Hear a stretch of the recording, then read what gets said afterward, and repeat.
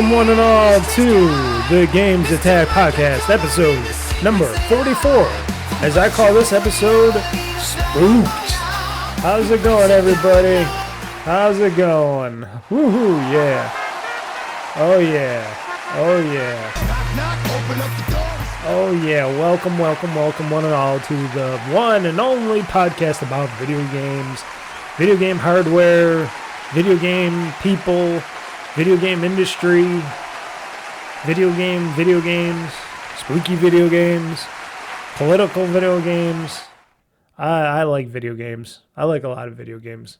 When I get to play them, you know.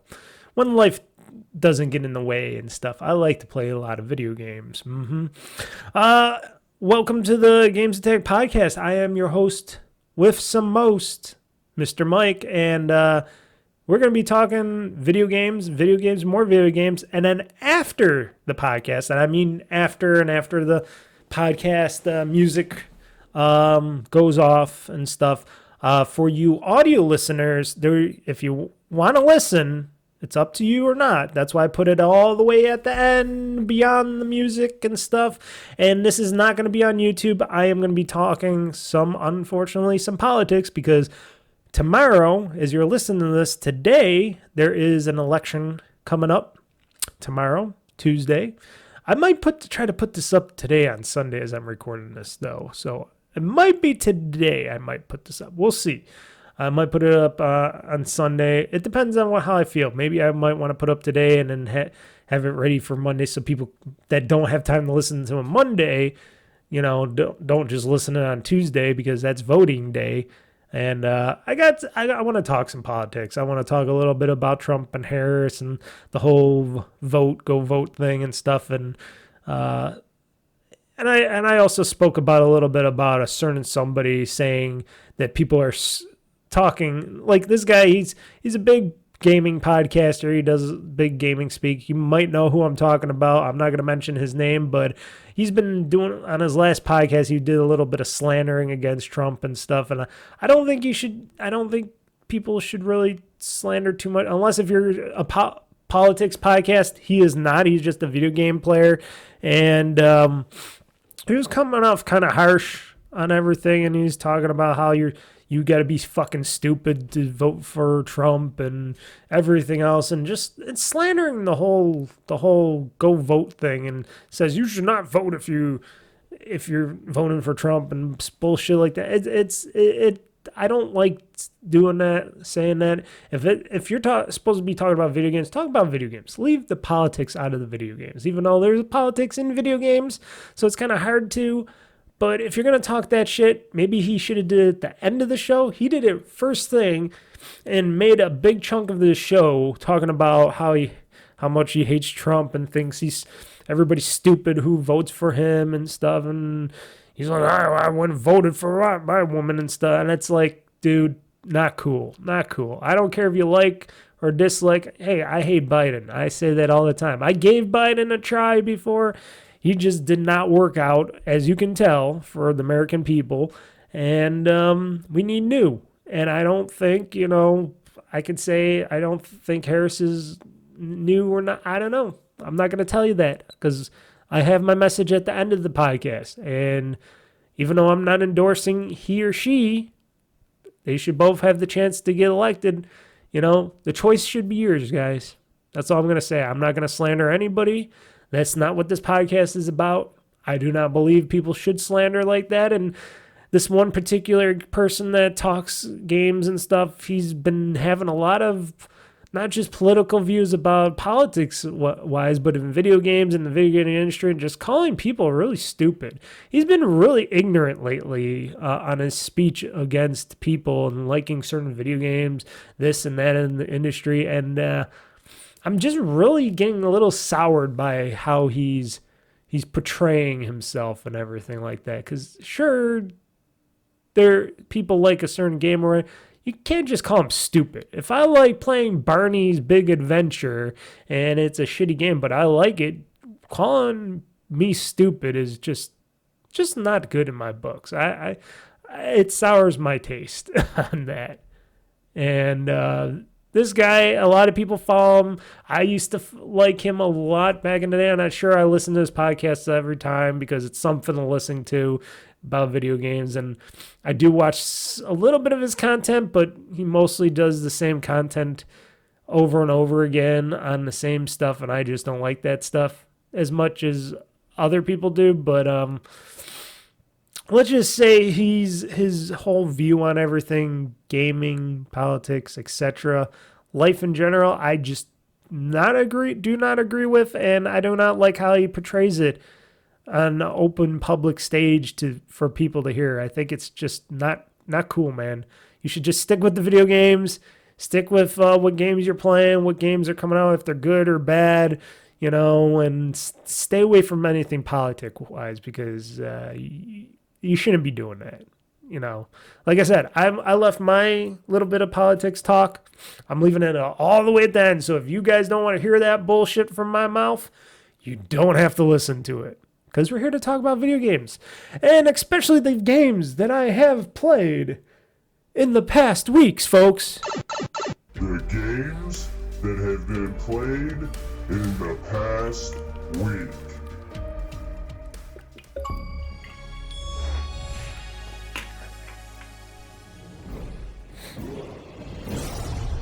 That's a good game. Enjoy your gaming. There we go. So, I played a bunch of games in these past weeks because a bunch of them I had to get ready for my game Spook Fest that I did, my first annual game Spook Fest, and you can watch it at OldFreakyGamer.com or YouTube.com, and you can search OldFreakyGamer. It's all one word, so OldFreakyGamer is all one word in the search thing. So if you can't find it in there, it's because you got OldFreakyGamer separated like normal people would, but because I keep it all together, it's OldFreakyGamer is one title word, or you could just go to youtube.com, OldFreakyGamer 2023, because that's when I started the whole Old Freaky Gamer concept. So that'll take you to my Old Freaky Gamer YouTube page as well. And I got the game Spook Fest up on there. It is or Spook Game Fest. I called it Game Spook Fest, right? No, it's Spook Game Fest event. Sorry. I even get my own shit wrong sometimes because I think one way and then I think another way and I'm like, wait, did I spell it? No, it's Spook Game Fest. It's a Halloween event that I'm going to try to do every year where I play a bunch of like games that would be the right games to play during the spooky time, during the spooky season, a bunch of spooky-ish type of games and stuff like that. So I did that. I did that over like 2-week period because it was like over 8 hours of gaming content, and then I had to edit and put it all together. And then I found out that YouTube does have their own chapter markers where you can put the nice little chapter markers in the thing. So if you want to see me play a certain game over another game, you can go just click on it and it takes you to that game. That's pretty cool. I didn't know YouTube did that stuff. That's pretty powerful and pretty awesome. I thought you had to do it like somewhat behind the scenes or you had to move something. It was pretty fun and easy to do. I enjoyed it. It was a fun video to do. I would like to have more people view it. So far, it's only been a handful of people, but you know what? I'm small. Some people like to watch big videos. Some people don't. I like to watch and make big videos, if you like to watch them or not. But that's what I've been doing. And I want to do it every year. I want to try to do that every year. I might try to do a holiday thing for Christmas. We'll see on how that goes, but it might be just a stream. I don't know. Play some games over the Christmas time. And Thanksgiving, I'm thinking of doing stuff this year too, because I am taking the day after Thanksgiving off, which is Friday, but maybe I'll have like an earlier stream or something. I don't know. Just thinking. I just got these ideas all up in my head. They all pop up in my head once in a while, and I just don't know if I am going to do it or not, and stuff like that. I'm crazy like that. Anywho, folks, take a look at the Spook Game Fest. So here's some of the games that I didn't play. The first 2 games on my list, Super Mario Party Jamboree for the Switch and the Expanse which is a Telltale series games, which I played on the Series X. Those were not a part of the Spook Game Fest, but the rest of them were a part of this Spook Game Fest. Super Mario Party Jamboree just came out few weeks ago. Few weeks. How many weeks? Has it been like 3 weeks or so? Been a little bit. Still having fun. Unlocked Pauline. And what was it? Was it a Toad guy or? Oh no, it was that bunny guy. What's his name? Shoot, I forgot what that bunny's name is. But I unlocked them because you just go around the island, and when you're in the balloon and you use the binoculars to zoom in on things, Pauline's like on a beach, and that other bunny character is like on an island next to one of the bigger islands. I couldn't tell you exactly what, and that's how you unlock them because you zoom in on them. And I don't know if you click anything, if you got to click B, A, or whatever like that, but you unlock them, and that's how you get them in the Super Mario Party Jamboree, which I'm getting a hankering to play today. For somebody that dabbles playing my Switch sometimes, going back and playing more Super Mario Party Jamboree just seems like a great fit. But there's a lot of other games I'm still wanting to play, and then there's my backlog that I'm still playing. But I've been playing a lot of Super Mario Party Jamboree. I've been doing some Mario Party, which I think I'm going to do after this podcast, doing some Mario Party on top of some other games I'm going to be playing today. But been having fun. It's been a very fun Super Mario Party experience this time around. The last experience that I had with the Super Mario Party, the first one that came out for the Switch, I'm not talking about I think it's called All Stars. I'm not talking about the one where it has just all the Mario Party games and it's just a Mario Party game thing. It was the first one, and it was very light on content, and it had like nothing at all. This one seems like it has a lot of good stuff to it, and I have been having a lot of fun in this Super Mario Party, and so I highly recommend getting Super Mario Party Jamboree. It plays very well. I really think that they dumbed down the CPU characters a bit, because I've been winning. Even if I didn't think I was going to win, I've been winning like every game. I didn't lose a single game of Mario Party yet, I think. Don't quote me on that, because I played a lot of Mario Party Jamboree, and I'm pretty sure I didn't lose anything, because I've been just rampantly going through there. Eventually, I would like to get my one friend, The Truth, a.k.a. Keith, my older friend, to come play a game of Super Mario Party Jamboree with me. We just got to figure out when we're going to do it. We didn't do it yesterday when we were hanging out a little bit because we went out to eat.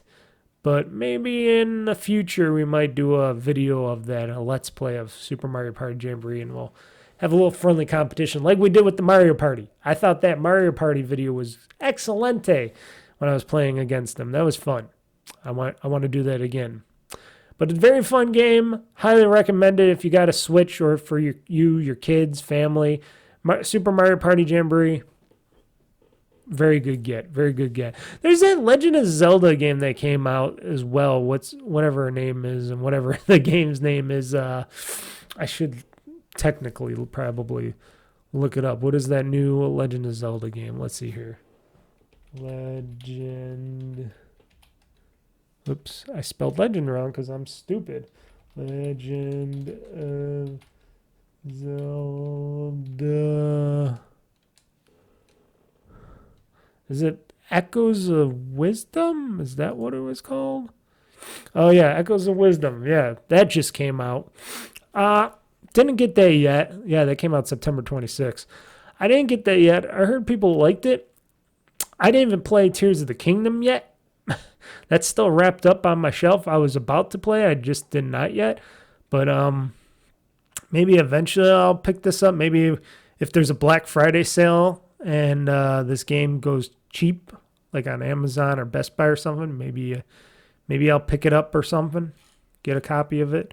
But as of right now, yeah, I didn't think to buy it. I didn't think I'm gonna wait. Another game I'm basically going to wait on, and I know I'm supposed to be talking about games that I played in the past week, oh boy, my mind is gone. My mind is always gone when I'm trying to speak on stuff. Like I said, hold on, folks. I'm trying to figure something out here. Okay, I'm back. So you didn't notice the thing, folks. Magic of pausing and editing videos and stuff, because I had my nose act up on me again, so had to blow my nose and such to stop the carnage. Yeah, always when I want to record and podcast and stuff, it always happens. But anyway, that's my sinuses for you. Oh yeah, the other game, I got it back in my brain because I'm looking it up I looked it up. Life is Strange Double Exposure. I want to get that game. I'm gonna also wait on that game for a little bit. I don't know, because I just got so many games in my backlog, and I know it's cheaper, but I'm gonna wait a bit, because there's just so many games I want to play and finish that it wouldn't be right for me to just start up a whole new game and of something I want to play, because I want to play that game, and I am gonna play that game eventually, and then I'm gonna maybe do a video of it, but I'm gonna also play that game on my ROG Ally, because I can get on the Xbox PC store and I can play that on my ROG Ally, and I would love to do that. But in order for me to do that, I'd have to buy the game, and I'm going to wait on that. Trying to keep finances good and strong this quarter, so I can pay off a little bit of extra stuff before I start buying more games and stuff. I already blew my entertainment budget buying you can't see behind me, but a big stack of film, movies, and anime, and seasons of stuff. I bought a huge stack of that stuff, so I kind of blew my whole entertainment budget on that as well. So I'm not really wanting to spend extra money on games and stuff. You know what I mean? Gotta budget sometimes. But yeah, that and that Legend of Zelda game I will be looking forward to. If there's like Black Friday deals on either one of those games or both, and if they're good enough, maybe I'll consider purchasing those games to stick in my backlog, ever growing, which I think I dwindled down a little bit, but I still got tons and tons and tons of games. Maybe games that I'll never ever play, because that's how a crazy person like me does that stuff. But I like to beat games, at least finish them up the much as I can. That's how I like to do it. I did beat the Expanse, the Telltale series. It was really good. It was really fun, except for that, what is it called? The prologue, the bonus episode or bonus thing that they did, which you end up paying for, which I ended up paying for because I thought it'd be interesting. I'm just going to say this on record. If you're going to buy the Expanse, the Telltale game series, don't buy that bonus episode. Save your money on the bonus episode, because that was not worth the extra money, which I don't think it was much, but it was just not worth it. The whole game, the main game of the Expanse, was fun. It was, you saw me stream it, you saw me play it, you even saw me play that extra stuff. So you'll be able to see for yourself on the Expanse, the game, the Telltale game.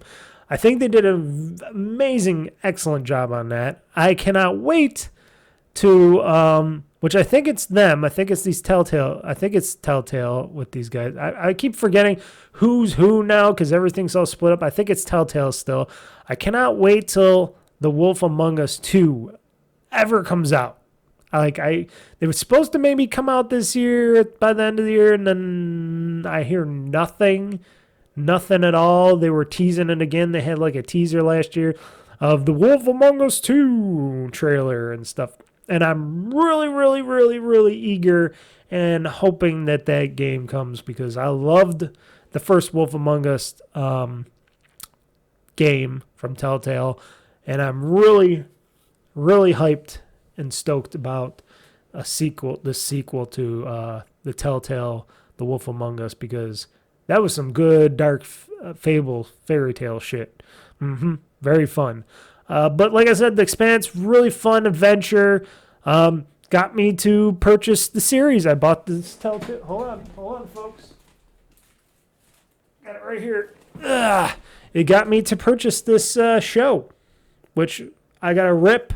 I got to encode on my computer, rip it to MPEG-4s and stuff like that, and put them on my server, and then I'm going to watch this entire series. It should be interesting. It's got a lot of sci-fi shit in it in the background and stuff, and I am very interested in what it's gonna show. Because after that game, I'm like, I want to watch this series. Damn, I want to see what they have to offer. And I hope it's good. I hope it's good. So definitely recommend it. Definitely recommend that game. Just don't buy the extra DLC content because it was nothing. It was really boring to me. It was just that was kind of a letdown to me. Maybe not to you. Maybe you're one of those people that likes that extra stuff. So I'm not gonna say. I'm just gonna say of my own personal likes and dislikes, I didn't like that too much. Now I'm looking. Okay, I'm seeing because I got all this extra light coming. I'm using. So if you're watching this podcast on video, sorry, I'm getting that extra light. I'm not using my regular lights. I'm actually have my light coming from my window here. Hold on one second. Maybe, just maybe.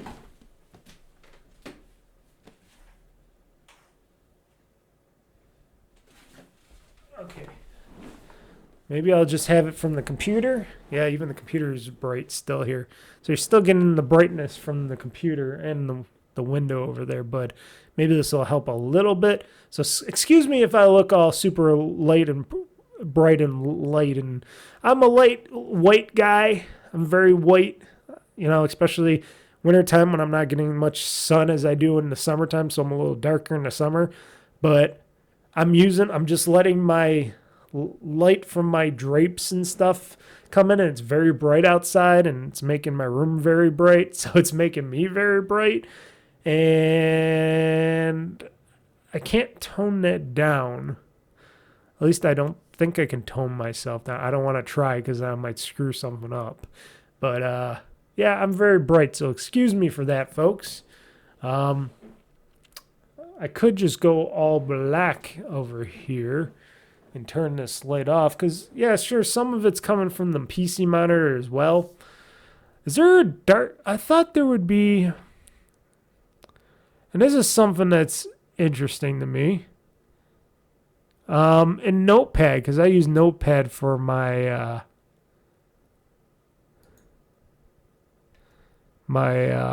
show notes and stuff. Isn't there a dark mode for Notepad yet, or is that just like Windows 11? Because you would think there is a dark mode for Notepad, but I do not see it. And Notepad is very, very, very, very bright. Like, super bright. Like, I could do this. That might help out shit a little bit, because I blued it out a little bit. But it's super bright, Notepad, and and that's on me. Because, see, as you can tell, it's getting brighter or lighter. If I put it down here, it's not as bright. If I put it over here on this side, then it's bright there. Yeah, Notepad is very, very bright. I could try to turn down this monitor's lighting source, too, because that's another thing. Hold on. Let's see here. Settings. No. Oh, there we go. Brightness.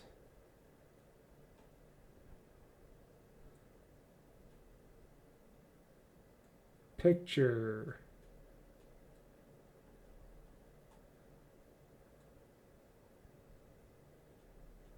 Whoa, that's brighter. Custom. This is standard. That's a lot brighter, a lot brighter. Reader. That seems a little bit better. This is different. This is the yellow light. This is sRGB. That seems a lot better. but I got to make sure I put it back on standard after, but holy cow, this... Wait, can I just turn it down here? Hold on. These monitors have, the ones that I have a lot of different, there, how about if I just do this? They have a lot of settings, and I always forget how many settings these have. I'll just got to remember to put it back to its normal. I think I have it on halfway. I'll have to check my other monitor now because I forgot what level I had it at. I'm just going to put it at a level 10 right now.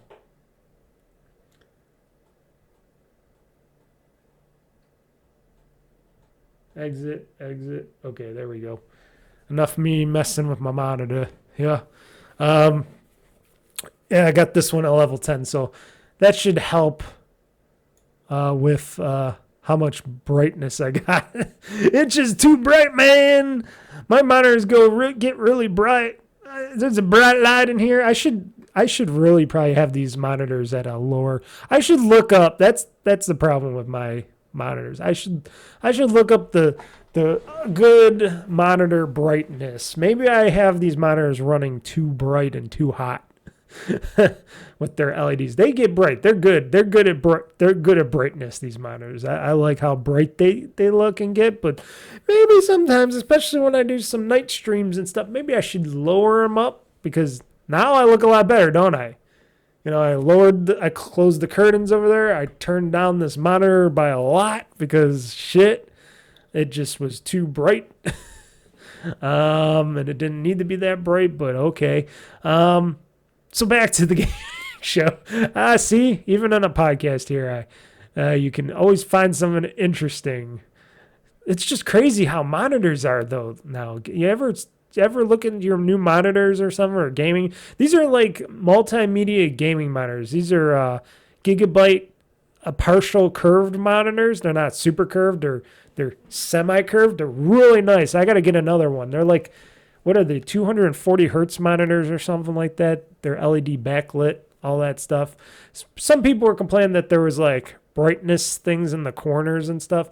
You do see that, but you don't see it because even when I'm looking at dark content, like I'm looking at a dark thing right now over here, I don't see any of that shit. So I don't notice it, but I should really get another one of these monitors as a backup monitor. I originally wanted to have 3 giant curved monitors on my desk. And I'm like looking, I'm like, these take up a lot of room, these monitors. And unless if I get one up top, which then I'd have to figure out the camera, it'd have to be like in between the monitors or something, or I'd have to put like one of the monitors on us off and stuff. And it just gets too much. Having 3 monitors would just be weird. It'd be awesome because I think back in the day, back in my early days of podcasting, and we'll get back to the games played in the past week. I'm sorry I'm going off kilter here, but sometimes you do that in a podcast. But back in the early days when I was a younger Mr. Mike podcasting differently and stuff, I used to have a monitor setup where I had 3 monitors on my old setup. And I think I was using Windows 10 yet? I think I might have been using 10 or 7 or something like that. And I had multiple monitors. And they were regular, like 32 boxed square monitors and stuff. They weren't nice, big, widescreen monitors like I have now. They were your normal ones. So I had 3 of them. I had like 2 on the bottom, and I had 1 hooked up on the wall up top so I could have extra stuff on top. But if I was to do that now, I'd have to get like a monitor stand or something, and I'd have to have it tilted one way if I wanted to do that. And I know there's people that do it. I see Vinny Caravella. I seen his setup. He has that where he has the monitors here, then he has monitors up on top. That would be cool, but that would be crazy to me. Because I'd be like, okay. Because then I could have extra stuff on the top monitor. I can have like more information stuff on the top monitor and not just down here in the bottom monitors. I could just do gaming. But if I'm going to do that, I would have to definitely probably go to Windows 11 because I think Windows 10 wouldn't be able to handle it. It barely handles 2 monitors. But having multiple monitors, like if I wanted to have 4 monitors, because I do have another monitor, but it's not a wide curved monitor. It's just a square monitor. I could take that back out. Actually, I got the TV too, but I wouldn't use the TV for that. But I could get another monitor and put it up here, but I don't want to get that crazy. And then the electric bill. The electric bill would be crazy. Crazy. That's what that would be. Crazy for the electric bill. Anyways, back to your normally scheduled program talk here. Sorry to go off tangent about monitors and stuff, but it was driving me crazy. Anywho, I went and talked about the Expanse. Now, here's the games that I was playing for the Spook Game Fest event. Played World War Z on the PC because it's on Game Pass still, which is surprising. Or maybe not, I don't know. But it's still on Game Pass, and it is still fun. And I got new achievements because I was playing in single player. I got to play a little bit of multiplayer in World War Z, but I noticed that not many people are playing World War Z anymore, especially multiplayer. But it was fun to have a couple people, extra live people to play World War Z with in multiplayer. And we were playing the missions. We weren't playing like any of the events like Capture the Flag or anything like that. I wanted to play that stuff, but I noticed that wasn't going to happen because there was like nobody really playing World War Z, which is sad because it is a fun game. If you want to play a fun multiplayer game, or you want to play a good zombie game and you like the Left 4 Dead games and stuff, World War Z is quite fun, especially with many zombies that are crazy coming after you. Oh yes, I'm going to be playing some more of that on my PC, at least in single player. Play the missions, have some fun with that. It is a really good game, and it runs very well. They did an amazing job. It looks great. It plays great. It runs great. It is a fun zombie shooter that makes sense. World War Z off the franchise property. Those people, I think it was, it wasn't Deep Silver. It was Saber Interactive, I think. Don't quote me on it. Saber that did World War Z, but they did a phenomenal job. Phenomenal job with World War Z, and it is a great game, and I highly recommend it. Even though I own it for Xbox, I do have it for Xbox, I play it on the PC because I'm like, oh, why not? New achievements. Started up again, played it, did all that stuff. It is a very fun game. I highly recommend some World War Z fun with that. The next game that I have played, and I'm going to lower my voice down a little bit. I noticed I'm going off tangent here. The next game I've been playing was Diablo 4, because why not? Why not go in and do some hack and slashing, some shooting, wooting, and spell casting and all that stuff, even though I kind of lost my ability to figure out how to update my character and make my weapons super powerful and stuff. I was trying to do some runes and stuff, and it said I couldn't because I didn't have anything or whatnot. I don't know. But I noticed that there was a little bit of issues with, but it was a fun game. It's fun to jump in there and stuff. I still wish that Microsoft and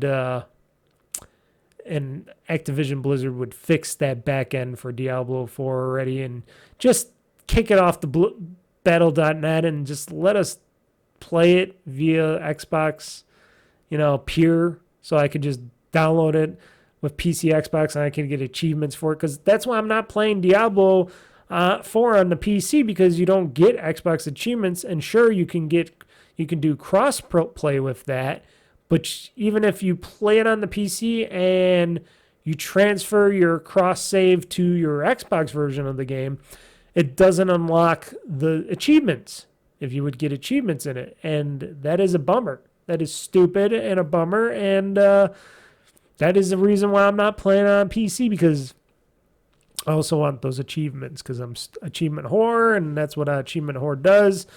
plays that, and that's the reason why I'm playing on my Xbox. And it plays just fine. It plays amazingly well on the Xbox.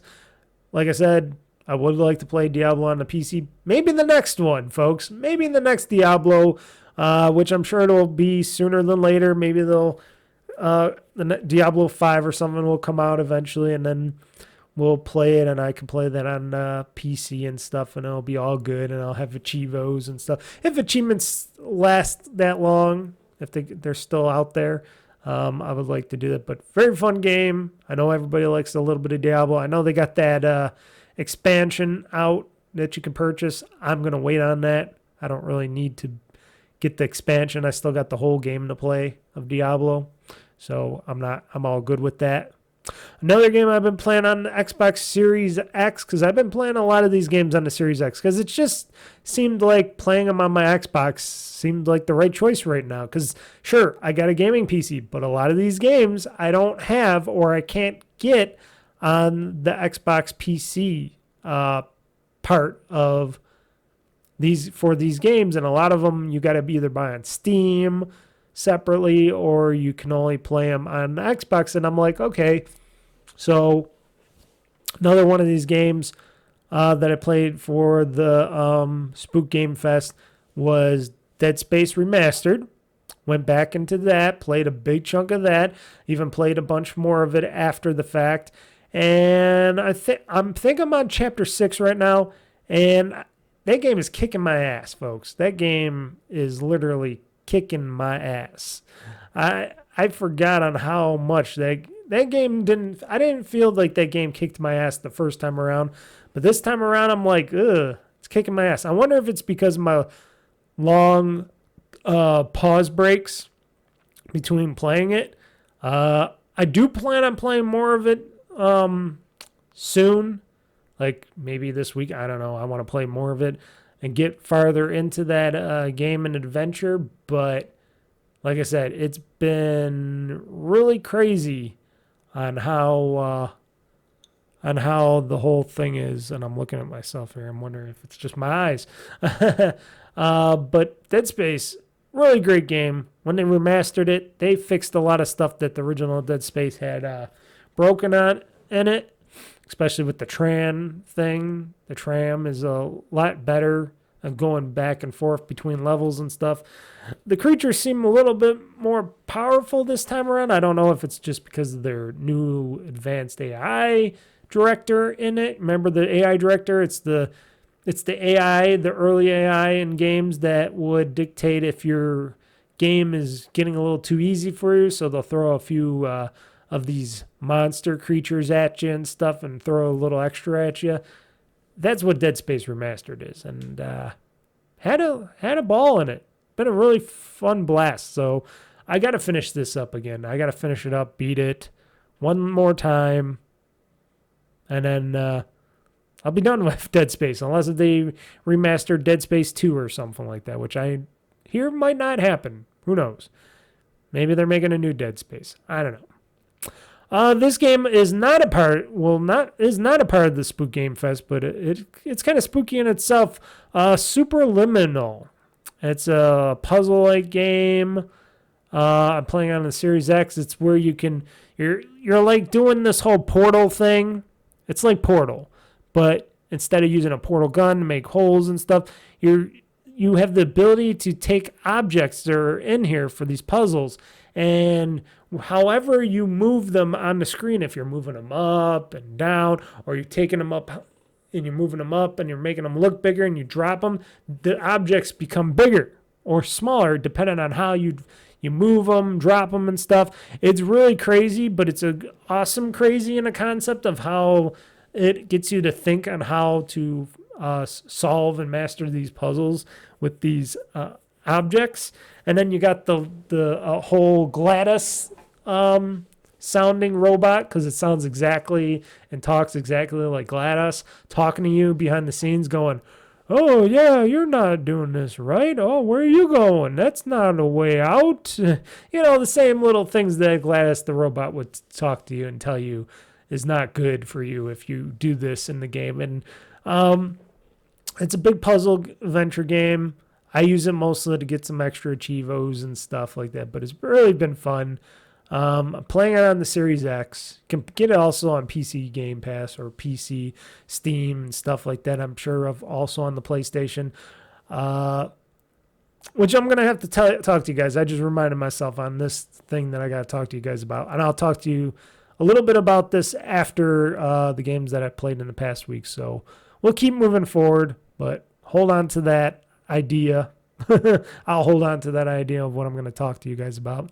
The next game, which I just purchased to play for the Spook Game Fest and to try it out, and I played it on the last Friday stream, Dead Rising Deluxe Remaster, which originally, the original Dead Rising, which I played a lot of back when it came out on 360, and even though I hated it, I liked it. I liked it for what it was. I really like Dead Rising Deluxe Remaster. I think they did a phenomenal job of remastering this game and changing the quality of life aspects of it. Even though it still has the timer ticking down, it seems like the quality of life aspects of the game still, they made them better. So it's better to play for like move and shoot and doing all this stuff. I really like it. Some of the things I wish they would have changed, but I understand probably why they did, is why you get these sticky zombies will sometimes get to you before you can hit them or get away from them, and they'll grab you a lot. It seems like they can grab you a lot easier in the game and bite your nads off or whatever. It always looks like they're trying to eat my dick or something. It's always like they're always low. They're not just going to my neck all the time. I'm seeing a lot of them going down below. I'm like, what are these, the gay zombies or whatever? It's not always the lady zombies, but it's the dude zombies. And I'm like, it seems like it happens a lot more than it should in the game. And I don't know if it's just me, but I feel like there's less weapons to find in this game, unless if you go to the armory shop and to certain spots in the game, or if you killed Yuckles the clown or whatever his name is and you grab his chainsaws and stuff. Otherwise, it's like, oh, okay, yeah, where's all the other stuff I remember in the game? You still could do a lot of stuff, and it just sounds better. I'm used to the new Frank West voice actor. I do not mind it. I know some people might, but I don't. It's just been fun. It looks better. It gets really dark in that game. When I was playing that game on the stream, I'm like, wow, it got so dark in this mall at night that I'm like, I can't even barely see anything. And I'm like, oh, I didn't remember it ever getting, excuse me, yawn. Oh, I should do a pause when I yawn, but maybe next time. I don't remember ever getting that dark in the game in the original Dead Rising. And I think that's like their new light and dark dynamic that they did for this this time around for the Dead Rising Deluxe Remaster. It's really good. It's really fun. It's on the Re-engine, which is their like Resident Evil engine. It's really good. It's a really fun game. It is $49.99, but did I get any discount on it? I don't think I did. I think I just purchased it outright. I might have had a gift card or something or whatever, but yeah, I think I used my gift card on it. But so it is a really good game. I would wait till Black Friday. There's probably going to be some digital sales from Xbox on there and stuff, or if you get a physical copy from stores, which I think they're in stores, you can wait on. But I would say wait for a sale, maybe Black Friday sale for this game, especially if you like me and you played this game already a million times over back in the day. But I'm a unique case because I do like the new look and feel of it. So I highly recommend the game. I highly recommend Dead Space Deluxe Remaster. So far, I will be getting back into it. I don't know how many people like me streaming the game and playing the game, but I might get back into streaming that game. It's not going to be this Friday. This Friday, I got to think of what I'm going to be streaming or playing this Friday. I don't know yet. I have no clue.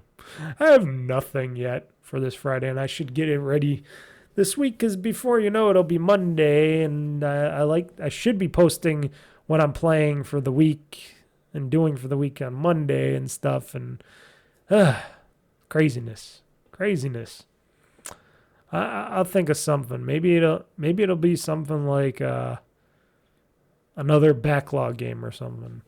I got a bunch of them. Either Prince of Persia or what's his name? RoboCop. I got that RoboCop game. I got it because it looked really cool when people were playing it, and I'm like, ooh, I'll get this RoboCop game. Even though I'm not a big RoboCop fan, I'm like, this game seems pretty legit. Why not? So I got it. I know. That's in the backlog too as well.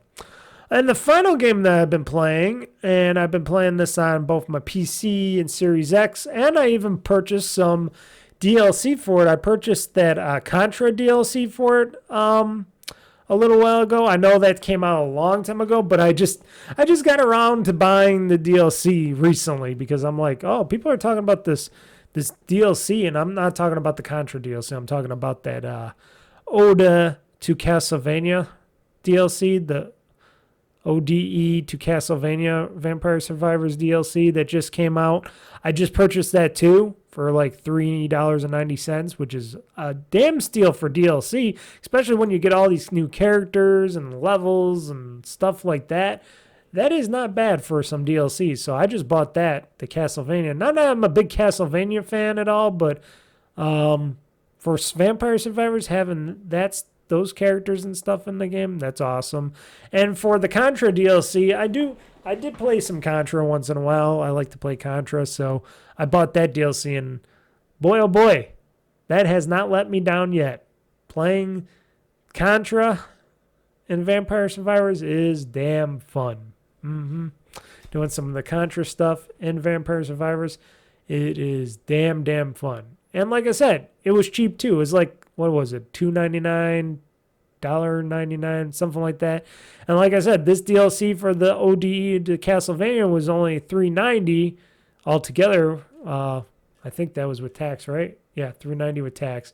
It was $3.59 on sale if you're a Game Pass member. If you're a Game Pass member, you get discounts on stuff like this. So I got a little bit of a discount, but then you got my stupid sales tax and shit because New York State needs their money. It cost me $3.90, which is not bad at all. Under $4 for DLC. You don't see that too much anymore. But definitely worth it.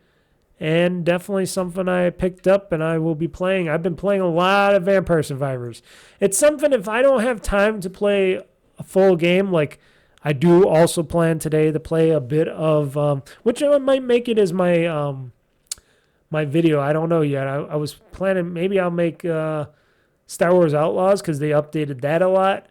They made that game. They updated it. That might be a good Let's Play for this middle of this week. Actually, I could just stream playing it on Friday too. I don't know. Maybe it'll be an all-out Star Wars Outlaws stream again this week. Who knows? It depends on what I got going on. I know I got a bit of stuff going on again, but maybe that might be something I might do. I'm just thinking about that in my brain right now.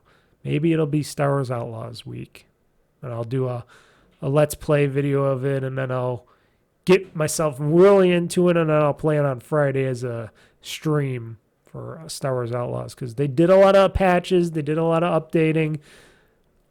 I got to get myself back into it because it is a fun game, and I want to get back in. I want to have fun in it, and maybe that's something I'm going to do. I'm just thinking of it now. See, as I'm talking to you guys and stuff on this podcast, I'm thinking. I've got some ideas coming up, and I am a big Star Wars Outlaws fan, so I am thinking I might be doing that. I don't know. We'll see. Things can change. Things could change at the end of the day. So those were the games that I have played in the past weeks. So I was going to say something else too, and I know I forgot because I put that aside. And what was that I was putting aside there? What was it? It was something. Oh, shoot. I could, but I'm not going to. But Damn, I should listen to what I was talking about earlier, but I'm looking at everything here.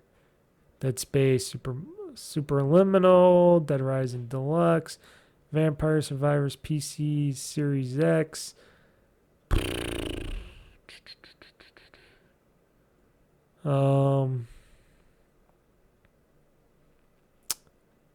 Oh boy. Oh boy. Hold on.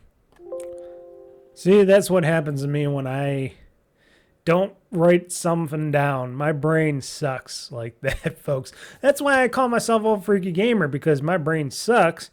And it's something that happens throughout my family. We all forget stuff, but we all have our bad memory takes.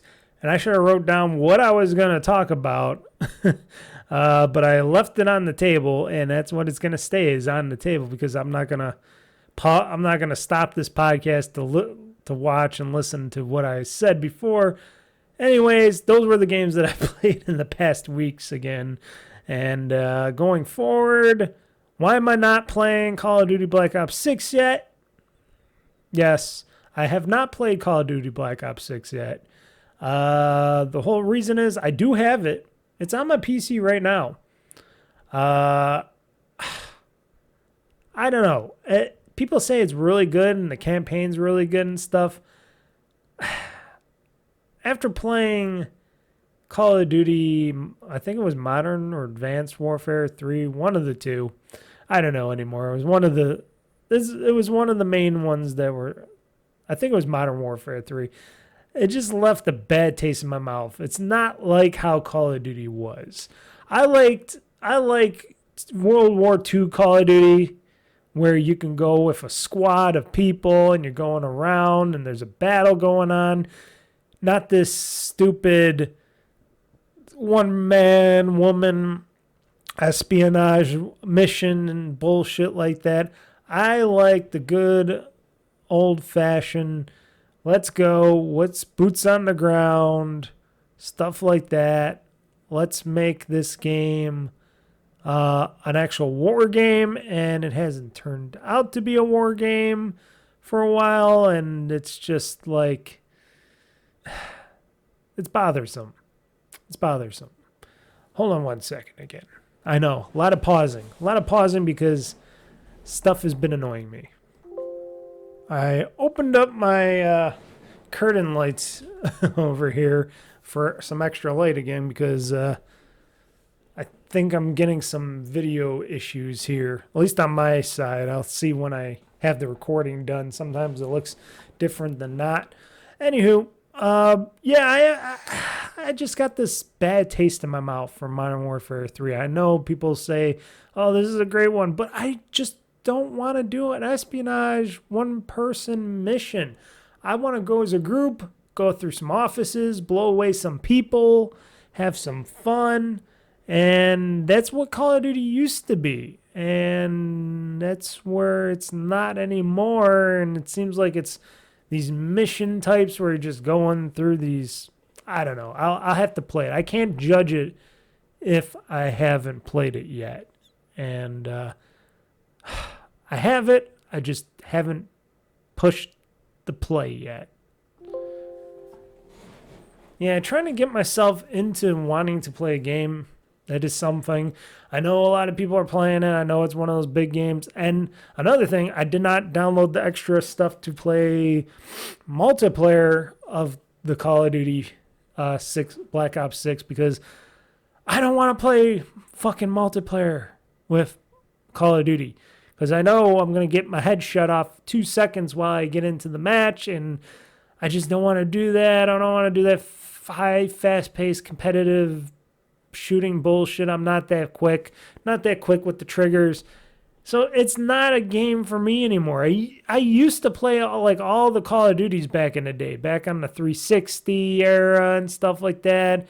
I don't think I played any Wii. I think I played one on the Wii, that one where you got to play. It was really bad, but I think I played a little bit of that. But otherwise, I never really played a Call of Duty beyond like the three. Like, I don't even remember playing any on Xbox One or anything back then. And then now it's just like, I don't really want to play any of it. I'm just stuck in that rut where it's like, it just came out. It's a big game. People are like, story's supposed to be really good. And I'm just like, I don't know. I don't even know if I want to try to play it.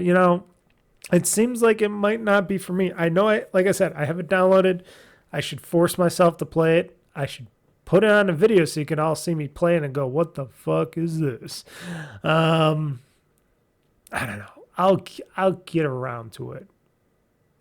There's so many other games I want to play besides this Call of Duty Black Ops 6. But, I should at least try it out because I have, used my bandwidth. Not that I have unlimited bandwidth, so it doesn't really matter. But I did use my bandwidth to download this game to my hard drive, and I would hate to just have it on my hard drive and then delete it. I did that a bunch of times before where I downloaded games and I never played them and I just deleted them all off my hard drive, and it's just like, why'd you even download them, Mr. Mike? I don't know. Do you ever get stuck in that rut? Is it a rut that I just don't want to play because I just want my original Call of Duty games where you're just in the open with a bunch of teammates and you're shooting and stuff like that and these missions, and you don't want to be a single player Black Ops, one player, one person army or anything like that, because it feels to me like they're just trying to save money on stuff? Or is it just because I'm stuck in a rut and got too many games, too many decisions, or too many choices? There we go, choices. I don't know. I just haven't played it yet. I know a lot of people have. It just came out. I am not going to play the multiplayer because I didn't download that portion. I didn't download any of it. Just download the main mission stuff. I don't know. Maybe I'll try to force myself to play it. That would be probably an interesting Let's Play. Mr. Mike fucking up Black Ops 6. It would be something to talk about on the next podcast. I don't know. Maybe I'll give it a whirl. We'll see. We'll see how it goes. A game I definitely will be playing the day it comes out, the day, hour, second, whenever it comes out. And I will be definitely doing a video and probably, not just the first gameplay, but I would be definitely doing a stream on that Indiana Jones game that's coming for Xbox and stuff like that. I am interested in an Indiana Jones game. I've been hearing a lot of ups and downs from people on, is this going to be a good game or not? Do we really want to play it? The whip part doesn't look too good. There's not much talk or buzz about the Indiana Jones game. And I'm like, I'm interested.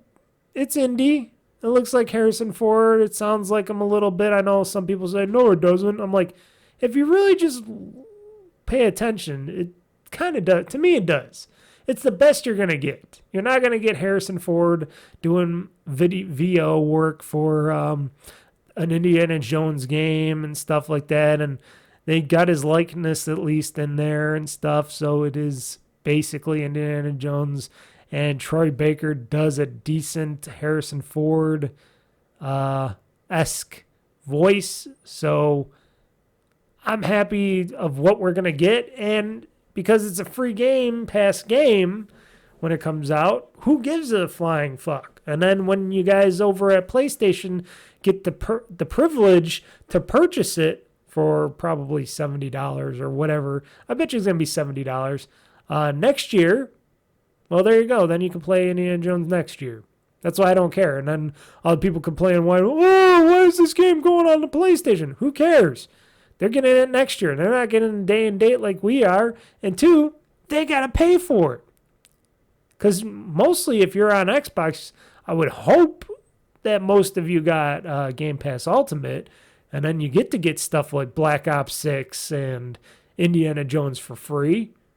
Stuff like that. Because you'll save yourself a little fortune.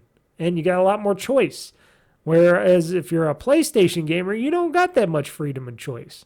Think about it. Microsoft's got their big arsenal gearing up over there. over there at Xbox Land, and Sony does not. Sony's been hampering and closing more studios. We will be getting into that into the Games Talk Newz portion of the show, but Microsoft's been ramping up, and I hope with Activision Blizzard now and their studios and their properties, hopefully Microsoft gets out of this stupid drought, this Xbox game drought, and we start seeing more games coming that are good and less games not being coming. Like, I want to see when the next Fable hits. Maybe it'll hit next year. We've been getting a little tips and tats of it, but we haven't really seen anything real with the next Fable game. But I'm really interested in Indiana Jones. I love the franchise, except for the very last movie. I know a lot of people didn't like the Kingdom of the Crystal Skull Indiana Jones movie. I liked it. I think it's okay. But the last one, the Dial of Destiny, that was a sleeper. That was a horrible movie. I can definitely admit that, because I was even in the theater. I'm like, okay, this is okay, but this is really horrible. But I do like them all. I like all the way up to the Crystal Skull one. Hate me for that if you wish. That's okay. That's how I feel on that matter. But yeah, that's I cannot wait for that game. That game coming out next month. Coming out the 3rd or the 5th next month? It's coming out. Gotta look that up. Indiana Jones game. Hold on. Just type it in. Indiana Jones game. Release date. I'll just type in that first. Maybe it'll have a release date too on there. And do they give you an Indiana Jones game? It's using id Tech. I didn't know it was using id Tech on that. Blah, blah, blah, blah, blah, blah. And Indiana Jones in the Great Circle, and they don't want to give you an actual release date. Why not? Oh, there we go. Available 12/9. Is that what it's coming out? Release dates. Yeah, December 9th. So what's December 9th? That's Tuesday? I'm guessing it's a Tuesday. December 9. Yep. No, it's Monday. Monday. That's a Monday? Wow, that's a weird day to come out with a game. Okay, so it is coming out on Xbox Series X and S and PC on the 9th, which is a Monday. Huh. That's a weird time to release a game, but okay. I know it's a little late too, but hey, they want the game to be good. I think it's going to be good. Machine Games does some good stuff. I want to get back into the Wolfenstein games sometime. I know I played a little bit of chunk of those before, but Indiana Jones, that seems like a game that's right up my alley.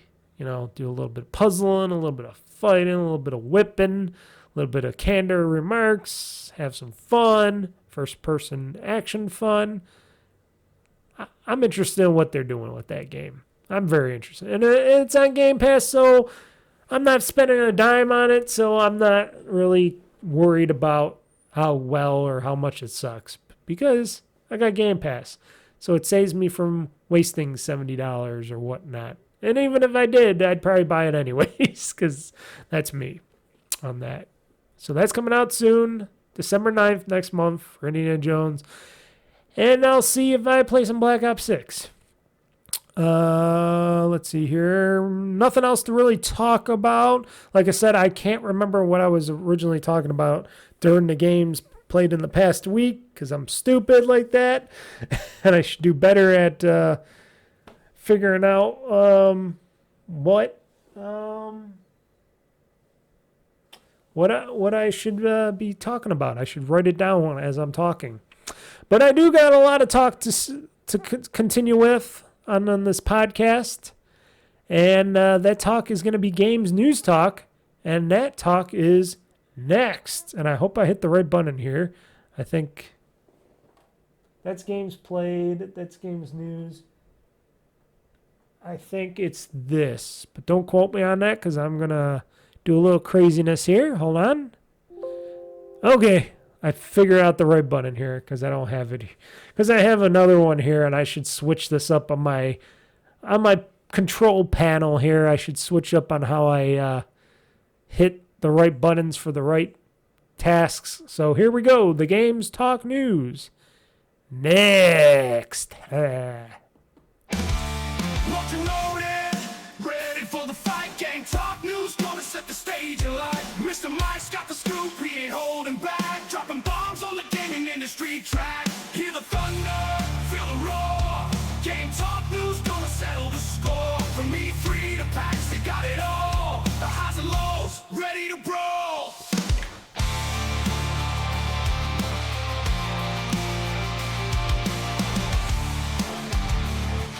There we go, folks. Yeah, the Gamez Talk Newz. Welcome. Hell yeah. Hell yeah. That's what I'm talking about. That's what I'm talking about. Unfortunately, I got to talk about some bad stuff along with some good stuff, along with other news, because it is part of the news. If you haven't heard yet, I know it just happened last week. Well, last week-ish, at the end of the week. Apparently, Fandom, if you don't know Fandom, they employ a lot of people that do game-centric entertainment, media, news, etc., etc., etc. Apparently, there's some more big layoffs in Fandom as they lay off more people and staff in the latest restructuring, which is not good, but it happens. The wiki-driven web company owns brands like GameSpot, Metacritic, GameFAQs, Screen Junkies, and TV Guide, along with Giant Bomb, stuff like that. Apparently, Fandom was undergoing yet another round of layoffs. The job cuts were further confirmed by Impact employees on social media. I do not know the extent of it, but I think it did hit some people. Like I heard a Bailey Myers, which she worked with GameSpot and between GameSpot and Giant Bomb a little bit there as an employee that did video content and stuff with them. She got laid off. I don't know anybody else yet.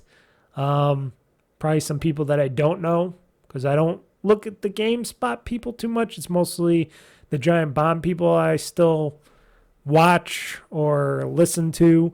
But a lot of GameSpot people do go on to Giant Bomb and the Giant Bomb side of things. But yeah, people got let go. The organizational update did not affect one specific website. That's what they said. It did not affect one specific website.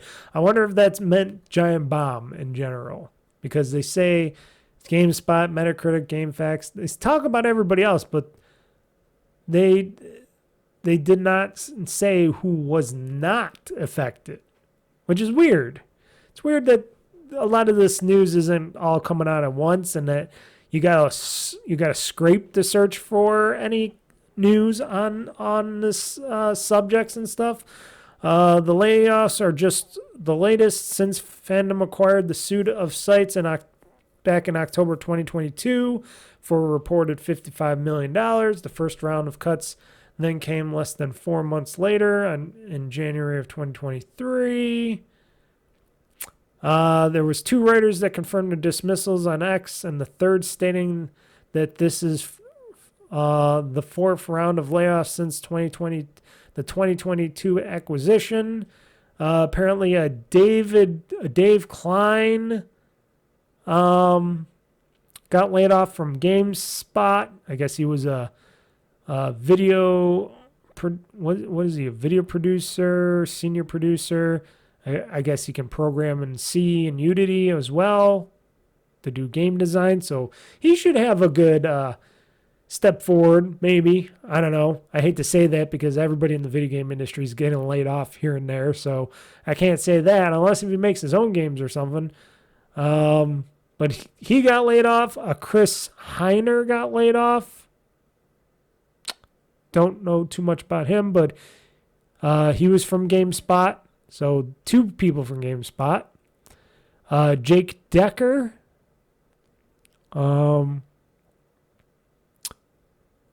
Talking about GameSpot, so I'm guessing he was a GameSpot person. And those were the only 3 that I've seen so far, but I heard Bailey Myers got laid off as well. But there's not really much talk going about it. I know Giant Bomb had their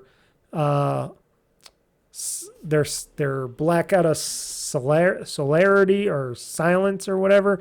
I know it was just Jano Chawa on the Friday night stream, or on the Friday stream on the what's it called? It's called the in what is it called? Unprofessional Friday stream or something. It was only him because nobody else was on there, and they didn't do a Friday podcast for their Giant Bomb Bombcast or whatever it's called, or Super Bombcast on Friday. A lot of stuff. So, and also I know there was Extra Life going on as well during this time. So it's like, what's going on here? But I bet this week when we listen to other podcasts and podcasters, and if we listen and hear a Giant Bombcast later in the week, I bet we might hopefully get some more answers and be able to hear who else got laid off. So, because as of right now, I could not find the latest. I can type it in, but I doubt who got recently laid off from fandom layoffs. I don't think it's going to say... okay, this is old stuff. This ain't new stuff. This is from before... this is all 2023. I hate when they have news from the old stuff. Okay, this is just the stuff that I just read. This is 2023. 2023. A lot of these sites don't have anything that says dates.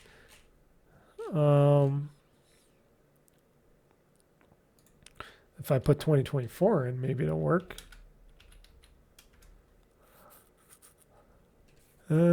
Kotoku. So 40. Okay, this one said, oh, this is 2023 again. Okay, what the hell?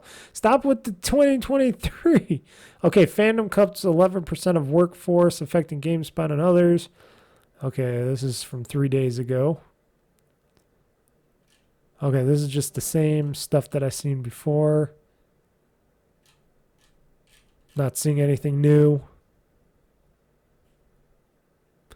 It's a hard business. That's why I'm glad I don't work for any of these. Yeah,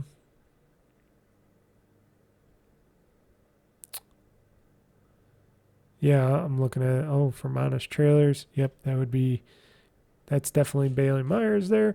Yeah, I'm glad I definitely don't work for any of these companies streaming. I'm glad I don't have this whole thing that I do, this whole Old Freaky Gamer.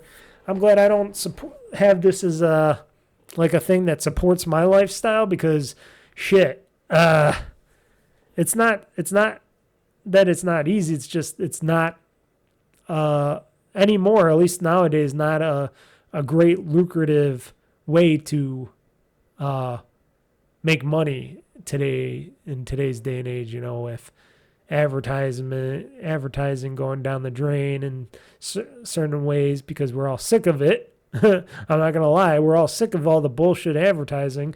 And just how expensive everything's been getting and stuff.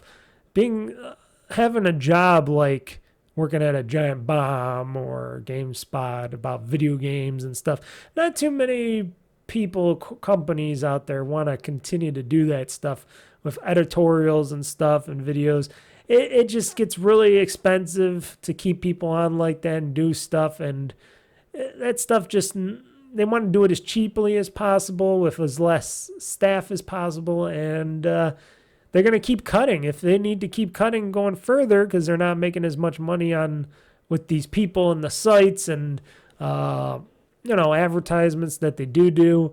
They're going to keep cutting. And this is like the video game industry, because this is a part of the video game industry with all the podcasting with video games and streaming on YouTubes and stuff like that.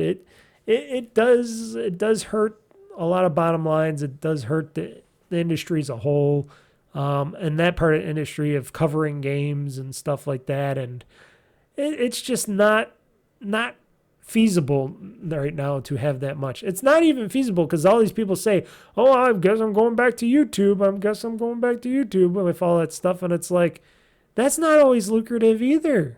That's not. I'm sure if you got a big fan base behind you, sure. But I'm restarting from scratch again. And even though I didn't try to make money the last time, I think in the beginning I tried to make some money. I did, and Google didn't pay me my money or something went on. I didn't earn enough money. I wasn't one of the big timers. And this time I don't care. Like I said, I do this for fun as a hobby. If many people listen and watch, or if nobody listens and watches, it's just something I do because I do this as a hobby on my own time. And none of this stuff counts as against my financials, because I'm not making any money. If I do a tip jar eventually, or I do a Patreon or something like that, maybe I'll make some side money, which will all go to this stuff anyway, so it wouldn't matter anyways, but it's not my livelihood. When people like, you got, Nextlander with those guys, you got Giant Bomb, which they're owned by them, but if you got like people like Nextlander, we'll go with Vinny and them. That's their own little company. They do that themselves. They got to make that money themselves. They got to get those advertisements. They got to do the videos. They got to have that install base. And then you got a lot of these people that are getting laid off from all these other places like a GameSpot and stuff, and they're all online. You got a Jeff Gerstmann out there. You got that. He's got to try to make money for his family just doing his thing. It's like, is it feasible? Is it going to continue to be feasible in the near future, or is all this shit going to go down the drain? Because anything can happen. What if, and I'm just saying, the dark what if, Google and YouTube decide, hey, we're not going to let just people post videos anymore on YouTube. Now, to me, that would be a dark day, because that's all I do is post videos on YouTube and put them on my website or whatever. Imagine if they changed all that. Or they said, oh, you got to start paying to post these videos on YouTube or whatnot, or you got to do anything, you got to pay money for it, because that shit's expensive on their end, which I can understand. People will yell at me and say this, but they need the content, so of course they're going to let people post their videos on YouTube. But maybe they'll go the Twitch route, where they only let the successful people and the successful videos and stuff go and be up on YouTube, and then the rest of us, we'd have to fight and claw our way to the top, or pay to play or whatnot on that aspect of posting videos to YouTube in the future. I can see it going down that dark path, but I can also understand that would be a bad business decision on their end, because that's how YouTube was all started and all that. And I know there's other streaming platforms, but a lot of them you got to pay to use as well. But how about that all went away? A lot of these people would be definitely out of work. A lot of these people would definitely not be able to do the stuff that they do. I know Nextlander couldn't do that stuff. They can only stream like their games on like Discord and stuff, but they couldn't save them. Same with Twitch and stuff. I would only be able to do that. But for them, it'd be harder, because it's like, oh, now we don't have no videos anymore. We can't post things. One little thing in there that everybody would need that needs to keep a lifestyle, if that one thing went away, all this would be gone. Everything would be gone. It would be total down the tubes, down the drain. You know, there's a lot of YouTubers out there. There's a lot of streamers out there. There's a lot of stuff. I'm a small fish in a giant pond myself, but at least I have a job. No offense to all of them, but I have a job that, sure, I could get laid off or fired from my job. I don't think it'll ever happen because of the way the business that I'm in now, the restaurant business, I know a lot of restaurants are going down the tubes, but for bigger franchises that people I see coming, just hear me out on this. The franchise I work for, that fan base, even now with the higher prices and stuff, they're not going away. They're still coming. Anyways, I work different. You know, my job, I have more job security than I would as a streamer, pure streamer. If I went and just said, I quit my normal job, I'm just going to do streaming and videos and stuff. Here, tip me, make me some money.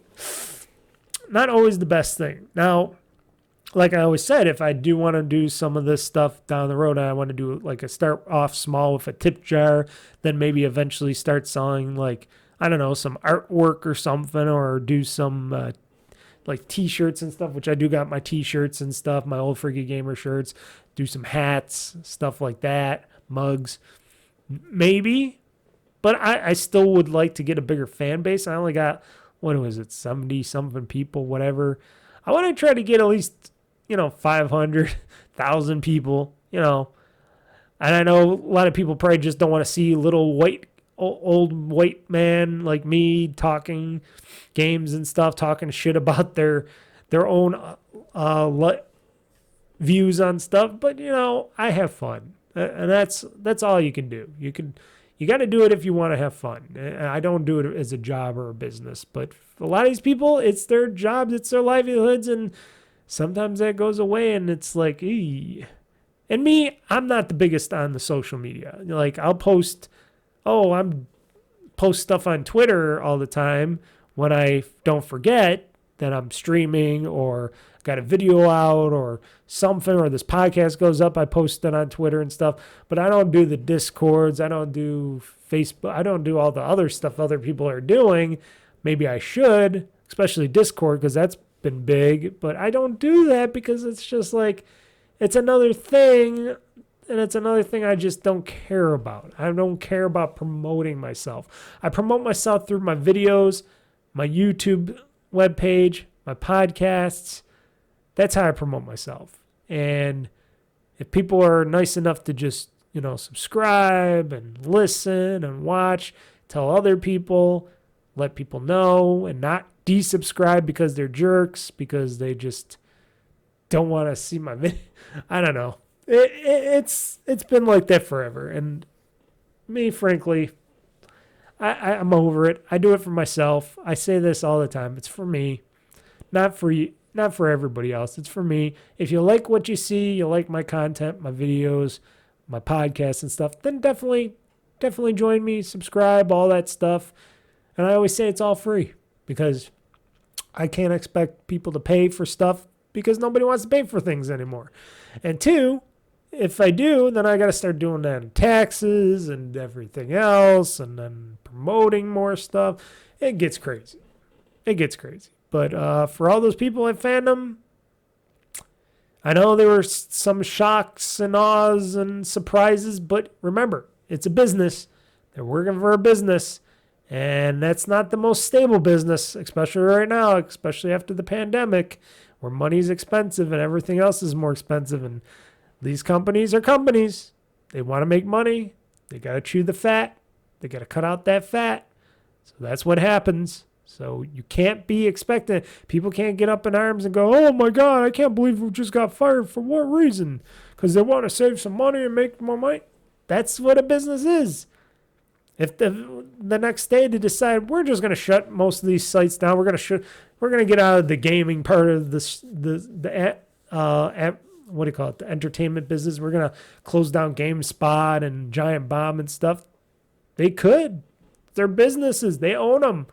They can let everybody go and just focus on other stuff. And if they did that, well, it's a new era.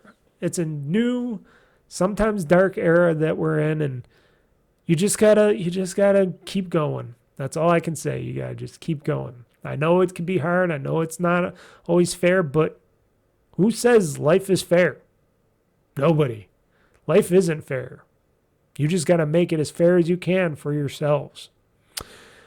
But sorry for all those that were affected, and hopefully they just keep going in life. Get back on your feet and keep going. That's all I gotta say.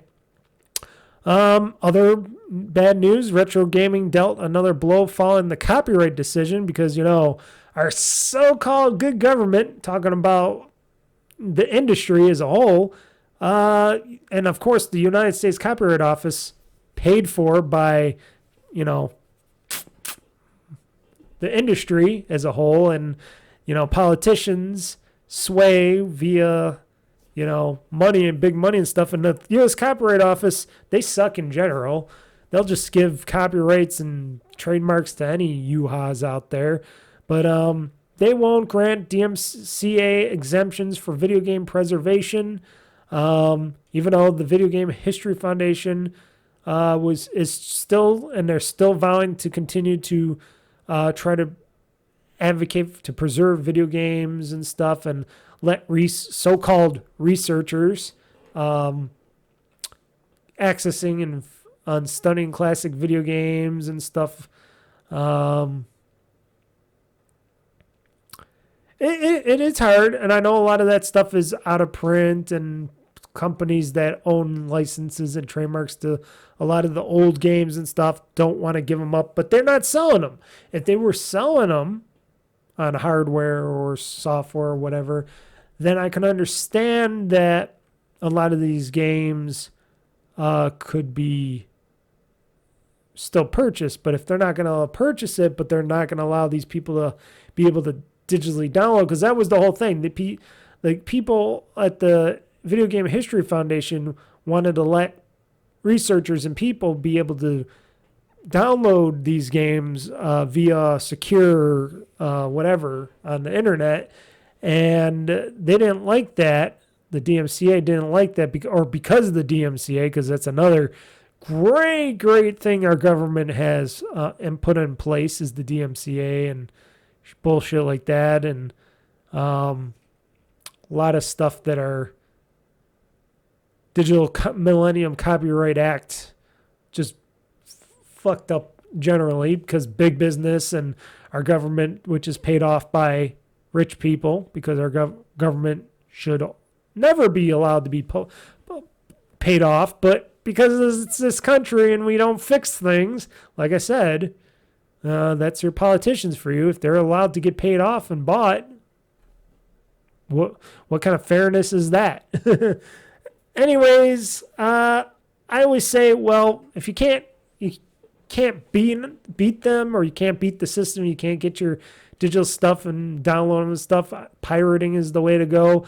And then others were talking about this on their podcast and saying, well, yeah, you could go and get these pirated games or whatnot, or games on other systems, play them on other things like ROMs and stuff, but it's not like it's not like you're playing it on the original system and the original hardware and stuff like that. And I'm like thinking, and then I was reading this and I'm like, what? They're not talking about playing these classic games on original hardware and stuff. You can't download hardware and stuff. I can't download a original Nintendo system and controllers and light gun to my house. They're talking about digitally being able to play them and digitally stream or download them. So that has nothing to do with physical hardware. People can keep physical hardware anywhere if they can find it, the old stuff. Keep it in the closet, keep it well maintained and preserved, and then people could just come down there and play them or something. Or if they're wanting to ship them to people's houses to play them and study original hardware and games, they could still do that. The government and people cannot stop them from doing that. But on top of it, it's like, well, we do got ROMs. We still got ROM sites out there. Trust me, I know some still. You could still get a lot of these games and download them and play them in emulation software. So people are still able to do that. And researchers, if they want to research this stuff, if they want the original real deal stuff, they're going to have to get a physical device somewhere, somehow, and play those games. That's the only way you can do it. If you're going to play it, and they're talking about digitizing it, it's still you got to play it on a ROM.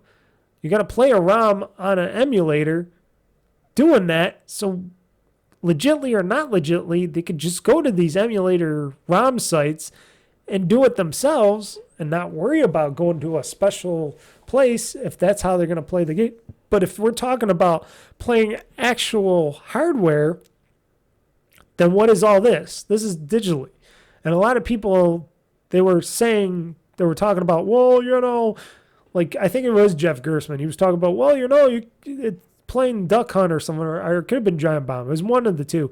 Well, playing Duck Hunt with the light gun and stuff, you're going to need to play it on original actual hardware and stuff. And then they were talking about it, and they're like, well, if these people aren't allowed to play it, and I'm thinking, well, they are allowed to play on the original hardware. I'm sure they're allowed to pass along like the original Nintendos and light guns and stuff and play them or play the cartridges, but they're talking about digitally.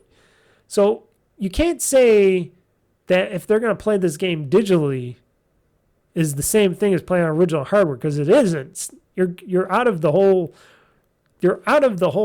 reasonable response anyways. They're talking about they can't legally download digital games of these games of the past, which you still would need ROMs and emulators to do, which they could just do outside then and just go to these ROM sites and go and get an emulator and play them anyway. So I don't see there is a way around it still, but I don't see what the whole thing is talking about. I know they want to have a digital library at the museum itself or at their whatever servers itself, so people could just download and play them from them. But it's like, you could just do it anywhere. I could play a lot of these. I got a ton of ROMs right now. I got hundreds and hundreds of ROMs that I deemed very, when I want to play maybe or test out or whatever that I would be maybe interested in. And I downloaded them all. I have them on a hard drive, and if I want to play them, I'll just play them via an emulator. Okay. I can't be missing something here, because if you want to play them, like I said, if you want to play those games the actual way that they were meant to be played, you're going to have to get the hardware and the discs or the cartridges and the actual controllers and system and stuff to play it. You're not digitally downloading it. So I don't get why people are up in arms too much about it. I understand people want to be able to download them legitly from like those places, but how legit is it anyways? To play the game that's not meant to be on there digitally, that's not meant to be played on via your computer and stuff. I don't know. I can see it go both ways on this thing, but that's the story. Not allowed to do archival plays, at least digitally from the digital libraries.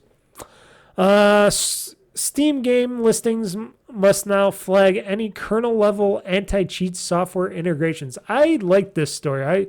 I saw this, and I like how Steam is going about this, because, you got all these... you hear about this a lot in the news about... what is this? I'm trying to think here on this. Let's see here. I should have read this before I looked at it. But I say too many ums. I understand that. But I'm looking here. Looking here. De novo. Yeah, de novo. That one, that anti-cheat software and stuff like that does kernel level in your system. It's all up in your system. Could cause problems with if it's not patched properly or something's wrong with it, or bad guys find holes in your system, they can get into your system and cause some really bad things, damage and stuff. This is what Steam is doing. They're posting, they tell people, that these companies that are posting their games, if you got any of these anti-cheat software in your games and they go to, like, you know, uses kernel level or whatever, that they have to report that. They have to put that on their page when they're selling these games, because like easy anti-cheat and stuff, that they got to put that out down there so people know when they're buying the game that they're not going to get something that could fuck up their systems, just in case if something happens and a bad guy does infiltrate your system and stuff in your hardware, because the stuff is baked into your kernel and your operating system. It's just like how you have like antivirus software. If you're one of those people that still thinks that you need something more, you got like Windows 10 or 11, and you think you still need something more than Windows Defender, which I think Windows Defender is just perfectly fine for all my antivirus and stuff needs.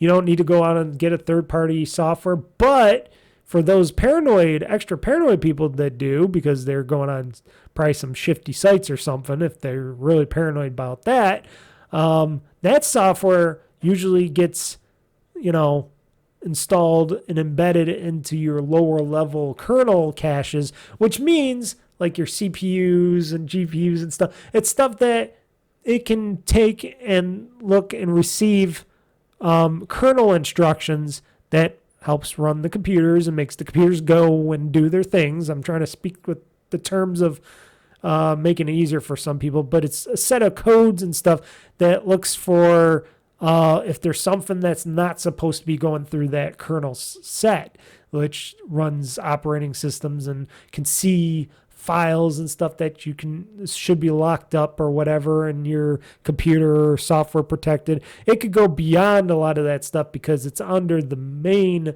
lower level of security in your operating system, like Windows, where it could just take over your whole system if it's not done properly and whatnot. Like a lot of antivirus software, like I've seen a lot of people with McAfee or Norton software, which they had installed their computers and they're like, why is my sound card not working or this not working and that? I'm like, do you have an antivirus software running? And they're like, I do. I'm like, well, if you turn it off, I bet you your sound card and stuff will start working again. And they did. And they're like, oh, it works again. How did you know? And I'm like, because this software is embedded in your system, so in the kernel, in the lifeblood of your computer and the operating system, that it controls all the aspects, and it must see something in that driver or something in that audio driver that it doesn't like, so it suppresses it and it locks it down, and that means your audio on your computer doesn't work anymore, or a video driver or something like that. That's why I don't like that stuff anymore. Like in the early days, Windows 95 and stuff like that, in the early days, 95, 98, early days of the internet, even though it was dial-up, yes, definitely would have recommended a third-party antivirus software, whatever. That's when I had that stuff, like AVG antivirus back in the day. I think I only had AVG because it was free. I didn't have Norton or McAfee or anything. I think they were free for 30 days when you first bought a PC, but I didn't want to pay for anything, so I used AVG back in the day.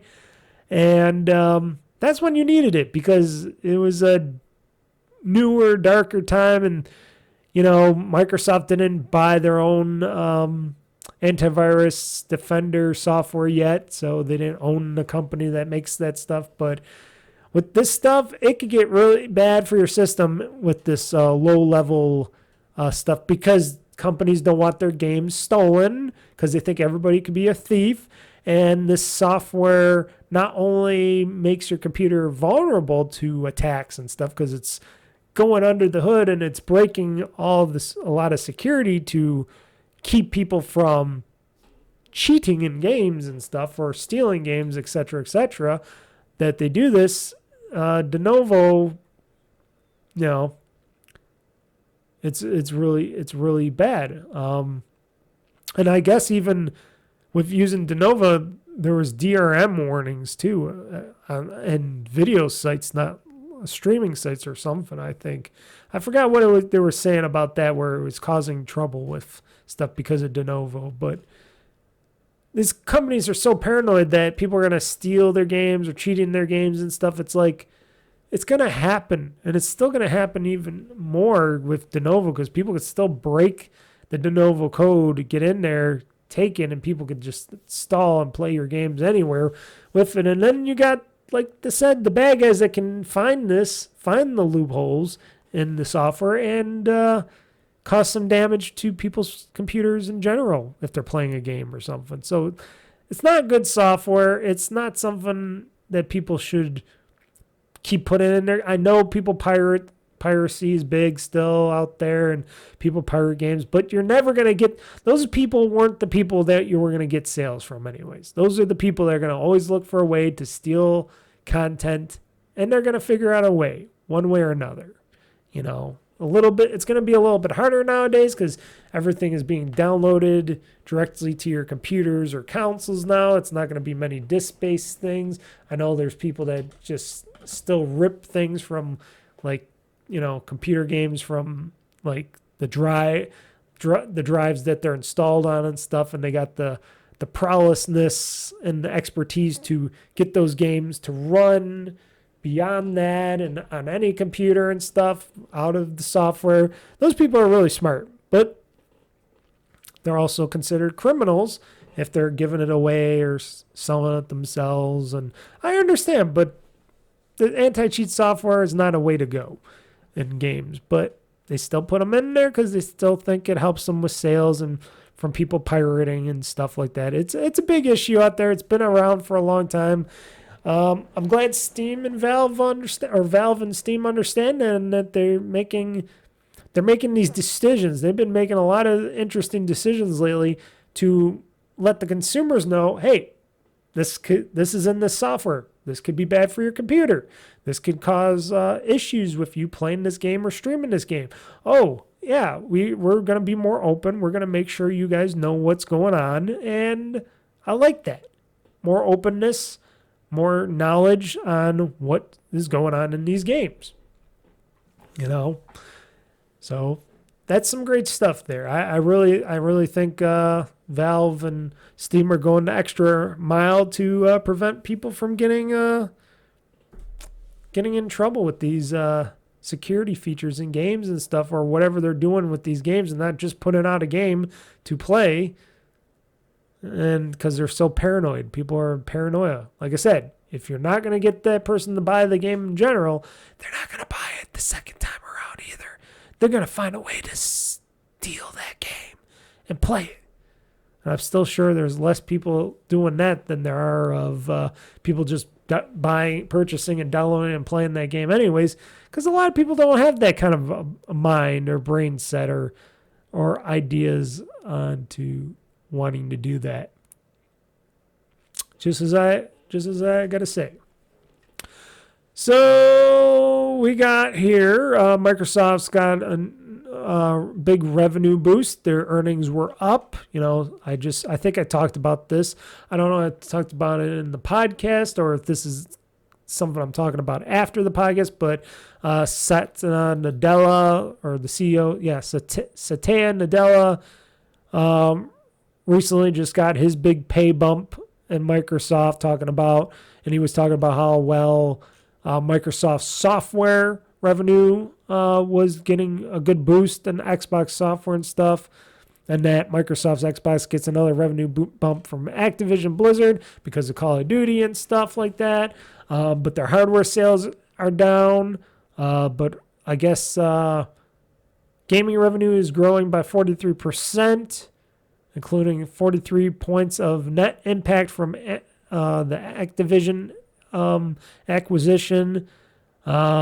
As for Xbox's content and services revenue, it's grown 61%, with 53 points of net impact from the Activision Blizzard. Activision Blizzard. Or they just say Activision now. Activision acquisition. They don't even say Blizzard anymore. But of course, Xbox hardware sales have been in decline of 29% overall.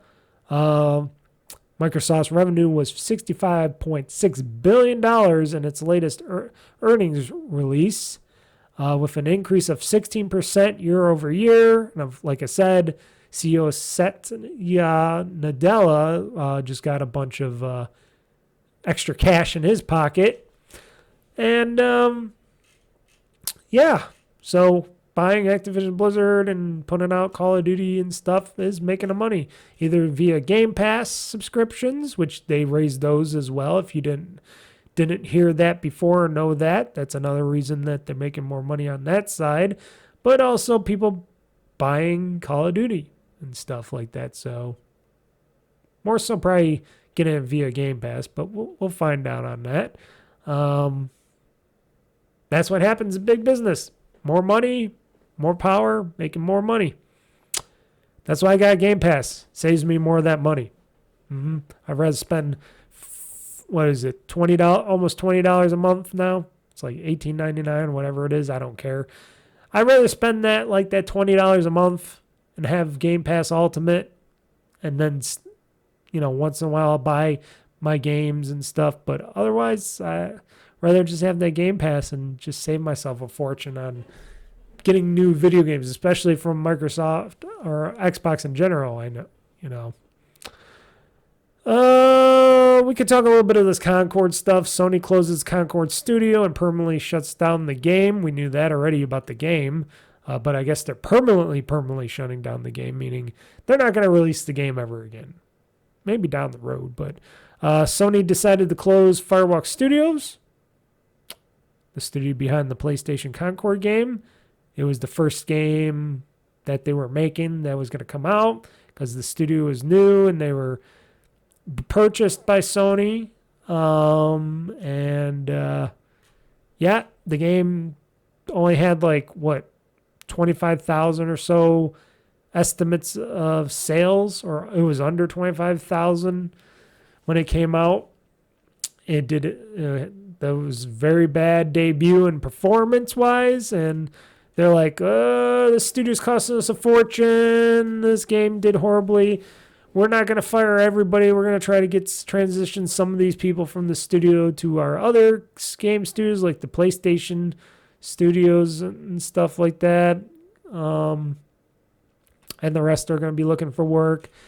It's a sad thing, but, Concord was not a game that anybody wanted or liked or wanted, and I guess they couldn't figure out a way to make it profitable or whatnot if they went free to play or whatever it was they were going to try to do.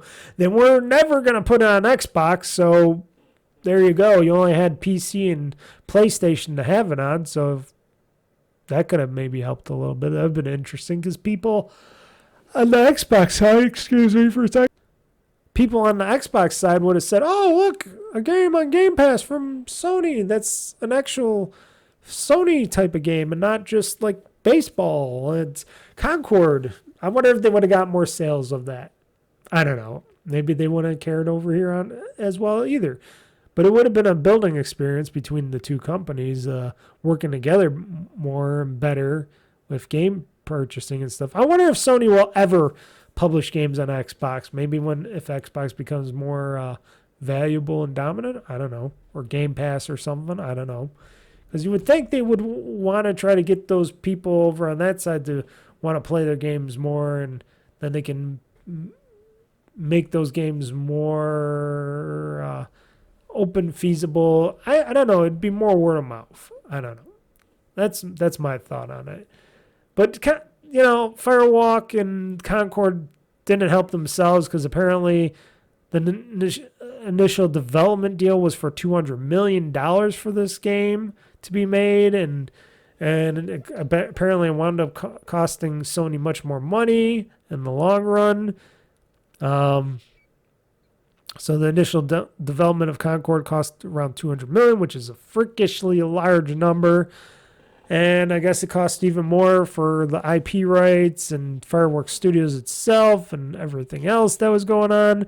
And that they went from Unreal 4 to 5 for the game and stuff. And just so on and so on and so on. And it's like, yay. So much badness. It's so much. Why people just have deaf eyes and their deaf ears over there, over at these places, at these game companies, and their eyes. They can't see what's going on, and that these open world pay to play games and stuff like that shouldn't be their thing. It should be more different types of games coming out from studios like this, and no. And well, I don't know if we'll ever see Concord again. I don't know. It looked to me like Concord was the Guardians of the Galaxy ripoff that nobody wanted, and nobody's gonna get. So sorry for all those people affected at Firewalk Studios. Sorry for all the people that are gonna let go or move into Sony's other gaming studios. But like I said, business is business. And Sony made the decision, we're going to write this game off the books and the studio off the books so we can make our financials look better and not pay as much money in taxes. And that's what happened. Then the game went into its own watery grave. Other games news, Netflix shuts down its gaming studio, or its only gaming studio? Well, it shuts down its gaming studio. I'm guessing because of the fact that it's hard to make games, and 2, they weren't really into it, and 3, I bet their whole Netflix gaming initiative where they actually have other games on the Netflix site. I don't like Netflix. I did subscribe to it recently just for this month, because there's some content that I want to watch on this from Netflix this time around for at least a month. And I'm binge watching a lot of stuff right now. And every time I go onto Netflix, either via my webpage or my Xbox or something, I see the thing on the one corner half the time saying, hey, come play Grand Theft Auto San Andreas, or the Grand Theft Auto trilogy. Was it just San Andreas? Or play Grand Theft Auto San Andreas on Netflix. I'm like, who wants to do that? First off, you can buy it digitally on your Xbox PC or PlayStation or whatnot, anything. You can get a disc. You can do that. It's cheap. Why would anybody want to play it via your Netflix app?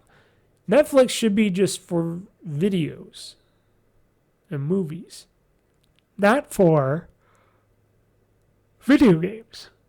They should make game flicks if they're going to do that. Instead of Netflix, they make game flicks where they stream games for people to play, like everybody else tried to do and failed. Microsoft seems to be doing an okay job with their game streaming bit for if you want to stream games to play them from like Game Pass and stuff. And supposedly soonish, I don't know how soonish, if it's this year or next year, they touted that they're supposed to eventually get you to allow you to play most of your own games, and I'm pretty sure it's digital wise, not physical wise, but your own games on your Xboxes and stuff, that you'll be able to play any of your games, streaming them to whatever device or whatever thing you want them streamed on, like your phone, tablet, whatever, PC, stuff like that. And that seems a little intriguing. It's not something I'd use all the time, but if it's something that you just want to quickly get into, that's pretty cool. But that would be an interesting service. But Netflix, it's for flicks, it's for movies, TV shows, documentaries, etc. Stick with that. Don't spend money into a environment you don't understand. If you're going to do that, you got to form another company. You got to call it GameFlix or something like that so you can make some money from it. Oh, anyways, enough about that. A couple more news, few more news stories. Ubisoft confirms it's exploring a new Rayman game with the creator Mikel Ancel. So it's Mikkel Ansel is involved. I guess that's a guy that's made... Was he the guy that made Rayman before? I don't know. I'm trying to look here. Oh, as the creator of Rayman, the Rayman brand. So Michael Ansel is the creator of the Rayman game. So he made Rayman. Is being consulted to ensure consistency within the universe. So basically, they're thinking they want to make another Rayman game, which I'm all for. The Rayman games, those platformers, are pretty fun. I'm not the best at them, but they're pretty damn fun. Jumping around, going around to music and stuff like that. They're really good games, at least the recent ones. And if Ubisoft wants to get back into their original characters and their whole brands and stuff, they should. Go with what you know is good. And I'm just looking here. Then they're talking about other people being shifted over to the Beyond and Good and Evil 2 team and stuff. If that game ever sees the light of day again, it's going to be totally different than what we're thinking. But that's cool. I would like a new Rayman game, please. Thank you. Talking about Star Wars Outlaws, like I said, I'm going to try to maybe play some of that either today or during the week, or maybe do a stream that on Friday. I don't know. That might be something I'm going to do. They talked about the title update 1.3.0 that just happened. Improves stealth, tunes enemy AI, and a lot more.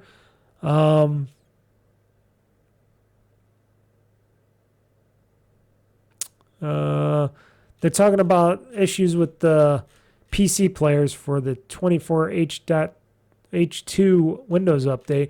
Now, I'm playing this on Xbox on my Series X, so I don't have to worry about the PC problems.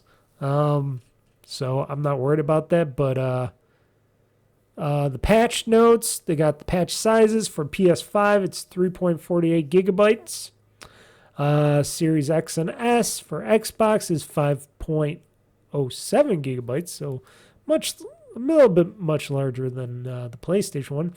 And PC's at the middle at 4.88 gigabytes for the update. They got some notable changes like implemented stealth changes to false flag and other missions to give players more flexibility on how they approach situations without the risk of failing. I think a lot of this we talked about before, like speeder travel, stuff like that, wanted levels. This is all the same stuff I think I talked about before. Some stuff on Sabak, fixing the issue where music and ambience was missed. I think I talked about this before, but I guess they just announced it now. Yeah, because they're talking about the game came out. When did this article come out at? It seems like an older article, but October 24th. Yeah, I guess they're talking about now on October 24th. But it's supposed to improve a lot of the background stuff, polish it up a bit before we go into the holiday season, before we go into basically... why is this page so dark? Holy cow. Kotoku makes their pages a lot darker, so I might as well brighten up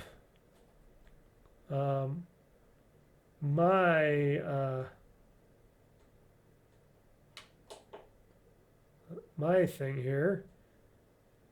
Settings. Let's go to display. Is it display?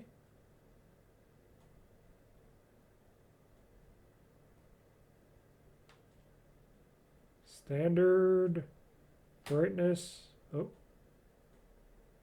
Brightness.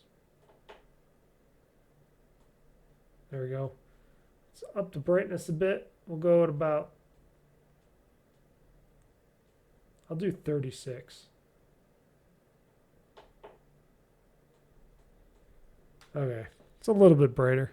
I might have to make it 50 by then if I want to really see some stuff. Because a lot of times on these websites and these web pages, a lot of times the background black colors sometimes are too black and stuff. I could check my website. Is my website affected by this? I don't think so. No, it looks okay with my stuff. Black is black. But I don't do some weird stuff like other people. I make the text super bright white and stuff for people to see and all that. I wish I had the ability, which I don't think I do, to make the text turn the opposite, where it's like black backgrounds and stuff and the text could go to like something else. But I like it white. It's good enough. So the final news story here, and I think I was talking about how the updates in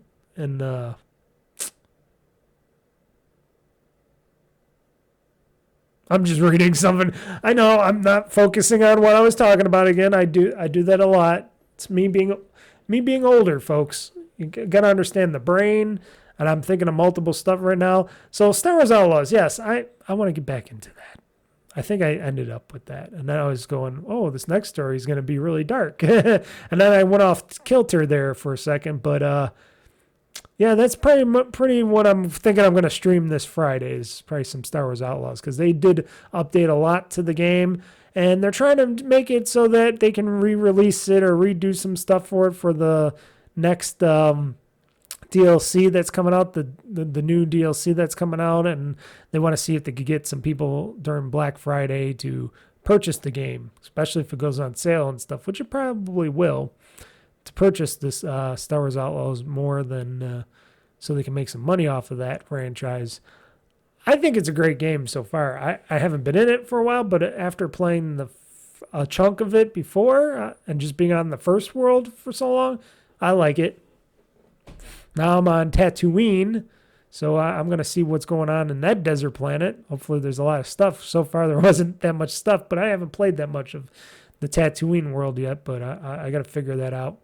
But very fun indeed. So in the final news story, a stealth switch update fixes a small but very frustrating bug. Apparently games weren't always downloading when the Nintendo handheld went to sleep. I was testing this out on my Switch, and I have the original Switch. I don't have any of the newer, slimmer or OLED switches or anything. I got the original Switch from launch day, still running strong, still working great. It's fully updated. I didn't have that problem. I did a download of a game, and I turned off my Switch and stuff, and put it to sleep, and docked it and stuff, and stuff seemed to download still, and I never had that problem, but apparently others do. So I don't know what to say for that, and sorry for the brightness again. I guess people just, different people, different systems, stuff happens. That's the world you live in. Every technology is different. Even if it's all the same technology. If I have the same Xbox as somebody else out there, the same SeriesX, shit can happen. Because the internals could be different. Never know. They're always adjusting. They're always adapting. They're always changing stuff. So that stuff could totally happen. And, well, like I said, I didn't have no problems with my Switch. It still runs great. Still runs great. As for other games, like I said, maybe I'll try to play some Call of Duty. Maybe that could be somewhat of a Let's Play. Or else it's just going to be all Star Wars Outlaws. Because I've been saying it. I've been talking about it for weeks. But I wanted to wait for that patch to come out. And I've been waiting. I'm also was waiting to see if there was any problems with the patch. Because sometimes problems can persist. And I'm waiting for people crying out in terror going, oh, this patch broke all this stuff before I jumped back in, because I did do a lot of progress in the game and I didn't want to redo it all, because I remember there was early days of that when the people played that game early, that they had the problem of that the game saves bug or whatever would wipe their whole game saves and they had to start from the beginning again in Outlaws, and I just don't want that to happen. That would bring back some old Skyrim vibes when my original Skyrim games got wiped because they were updating them back in the 360. That was bad times. Very bad times. Anyways, folks, before we go, things that I'm going to be doing, like I said, I'll try to get in some gaming this week. It's going to be a a little bit more busy week for other things, but I will try to get some gaming in there. Still busy sometimes with that stuff. We'll see what I plan to do in the near future when we have the turkey time, Thanksgiving. Maybe I'll do some streaming the next day. Well, I'm going to do streaming the next day because that's Friday, but maybe I'll do some early day streaming and then some later day streaming for the 8 o'clock thing. Haven't decided any of that yet. Still a little ways away. Want to play I told you I want to play a bunch of games like Star Wars Outlaws, stuff like that. What else? I'm working on my video collection. I got my movies I told you guys I spent a ton of money on in series that I wasted a bunch of money on because I like to buy physical media, movies and TV shows and stuff. So I have a huge pile back there that I ripped. But now I'm trying to do other stuff where I got an app on my phone. It's a new app that I'm doing. It's a little slow to enter in data, but it's a data entering app. And I'm recording what movies and shows I have because there was another one.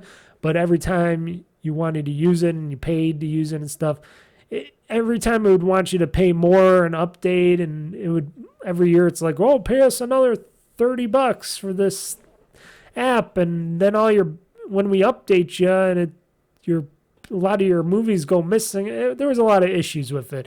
And I said, to hell with them and their company and stuff. I'm going to just do this on the free, and I'm doing it for free with a free app and stuff. It's taking a little bit longer, but I bet the quality will be better overall for me because then I'll be able to, okay, I got this. And I'm going to have a couple categories. I have my Blu-ray DVD category. I have a TV series category, and then I'm going to have like probably a digital. Well, no, I could probably do that in the Blu-ray category too, but I'll see. I'll see if I just have digital, where it's just a digital video file or something. But I want to get all that back to organizing all those movies and stuff I got. Get new totes, put them all in new totes and stuff because I want to make sure my collection's easy to access. So just in case if something happens, lose a hard drive or I lose my NAS drive or something and I have to back all those movies up again, I know where they are, or I know what I have, I know my system. And I got many, many totes of movies and stuff that I got to go through and see what I have doubles of, triples of, stuff like that. It's going to be crazy. Crazy times. So I'm slowly working on that stuff. I still got some home stuff I want to do yet. Maybe. We'll see. But gaming-wise, a lot of games in my backlog still. I don't know what else to say or tell you. I can't just, for me, I can't not just put down, I'm doing this, and this all this week because, like I said, this is all a hobby. What I do, play video games, do the streams, do the videos, do all this stuff. It's just a hobby. It's not my job. So I got real job that I go to every week, Monday through Friday usually. I got house stuff to do. Got to balance all that stuff in while balancing and getting some video games in, podcasts, editing, stuff like that. It takes time. It takes a toll, and nothing's ever guaranteed. Unless if I put it on my schedule, and sometimes my schedule changes too, and I have to change something. I don't know. It is a hard thing for me. But it's a lot easier than it used to be. It's just I've become more busy lately because life always gives you more stuff that you need to do because it can't just keep everything simple. Life always has to say, no, it's time to do this. And I want to decorate for the holidays this year. I actually bought some... First time ever, bought some outdoor Christmas decorations because I got a new plug out in the front yard. I want to set up some, and that might be next week or the following week. I haven't decided yet. It depends on how I feel weather-wise, stuff like that, because this weekend, upcoming weekend, I could do it, but I could do it the following weekend. then you got Thanksgiving coming up in a few weeks. God. I just want the snow to start falling and me not having anything to do, because now it's sunny. It's cold outside. It's like 40s or something outside, but it's sunny outside. Things got to get done. It's like, fuck. I hate being an adult. This is the only fucking stupid shit about being an adult, people. You gotta get shit done. You got tasks to do. You got responsibilities to do. I hate responsibilities. Go fuck responsibilities. I just want to sit and play games like I used to when I was a young kid. I just gotta focus better. I think focusing is the main thing. So I'm gonna focus now to get off of this and stop ranting about my inaccuracies. I can't even say that word because I'm dumb. Inaccuracies. There we go. Instead of complaining about my bullshit, after the podcast, I think I said this in the beginning of the podcast. After the game music, the ending music of the show is done, I have a little extra podcast after. If you want to listen to it or not, it is going to be an all-out political talk part. It's not video game related at all. It's just about the election, politics, stuff like that. If you want to listen to it, go ahead. If you don't, then don't listen to it. Then just pretend it was never there and then turn off the podcast, go listen to another one, whatever else. For you video folks watching this podcast, you will not be able to see or listen to that part of the program because I'm not putting it up on YouTube, because I know how YouTube is with political bullshit and everything else. I don't want that hassle, so I'm keeping that off. But if you want to listen to it and you're interested, just go to OldFreakyGamer.com. Go get the podcast. You can download it from there, listen to it, scroll all the way to the end, or listen to the whole podcast again. And, subscribe, definitely. Go to the end of the podcast, listen to what I got to say political-wise.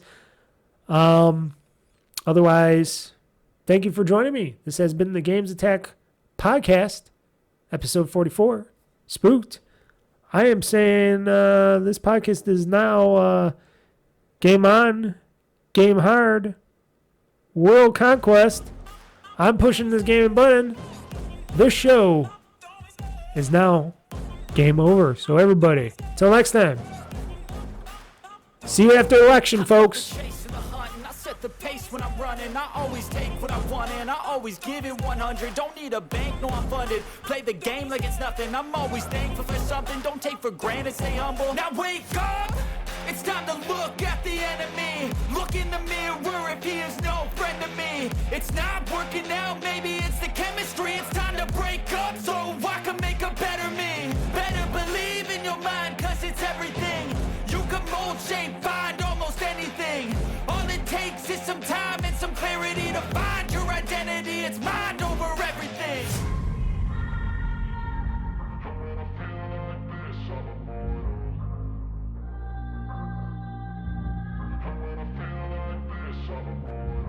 And when I feel like this, I'm immortal. When I feel like this, I'm immortal. When I feel like this, I'm immortal. When I feel like this, I'm immortal. That's a good game. Enjoy your gaming.